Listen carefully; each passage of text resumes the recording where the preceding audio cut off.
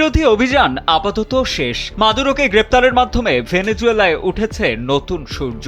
ব্যাপক পরিসরের মার্কিন অভিযানে ভেনেজুয়েলার প্রেসিডেন্ট নিকোলাস মাদুরোকে গ্রেপ্তারের পর এমন সব বার্তা দিচ্ছে ট্রাম্প প্রশাসন। ৩রা জানুয়ারি মার্কিন পররাষ্ট্রমন্ত্রী মার্কো রুবিওর সঙ্গে আলোচনার পর এ বার্তা দেন রিপাবলিকান সিনেটর মাইক লি। ব্রিটিশ সংবাদ মাধ্যম বিবিসির এক প্রতিবেদনে উঠে আসে ঘটনার বিস্তারিত।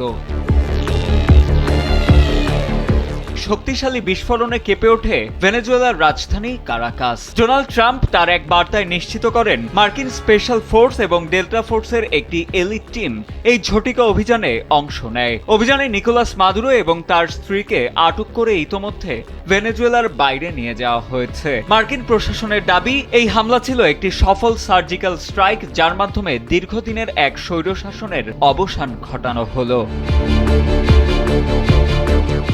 মূলত ১৯৮৯ সালে পানামা আক্রমণের পর লাতিন আমেরিকায় ওয়াশিংটনের এটি সবচেয়ে বড় এবং সরাসরি সামরিক হস্তক্ষেপ। দীর্ঘদিন ধরেই মাদুরোর বিরুদ্ধে মাদক পাচার এবং ২০২৪ সালের নির্বাচনে কারচুপির গুরুতর অভিযোগ তুলে আসছিল হোয়াইট হাউস। মার্কিন কর্মকর্তাদের দাবি, মাদুরো ভেনেজুয়েলাকে একটি নার্কো স্টেট বা মাদক রাষ্ট্রে পরিণত করেছিলেন।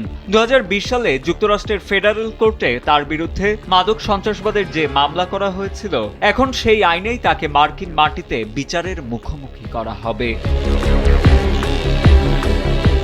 ৩রা ডিসেম্বর ভোররাত ২টা থেকে টানা ৯০ মিনিট ধরে চলা মার্কিন হামলায় কারাকাসের আকাশ কালো ধোঁয়ায় ঢেকে যায়। স্থানীয় বাসিন্দারা জানান, একের পর এক বিস্ফোরণ আর যুদ্ধবিমানের গর্জনে পুরো শহর কেঁপে ওঠে। মাদুরো সরকার এই হামলাকে তেল দখলের চেষ্টা বলে অভিহিত করলেও দেশটির সামরিক বাহিনীর একাংশের নীরবতা নিয়ে দানা বাঁধছে রহস্য। বিশ্লেষকরা বলছেন, মার্কিন এই অভিযানটি সফল করতে ভেনেজুয়েলার ভেতর থেকেও কোনো মহলের সহায়তা থাকতে পারে।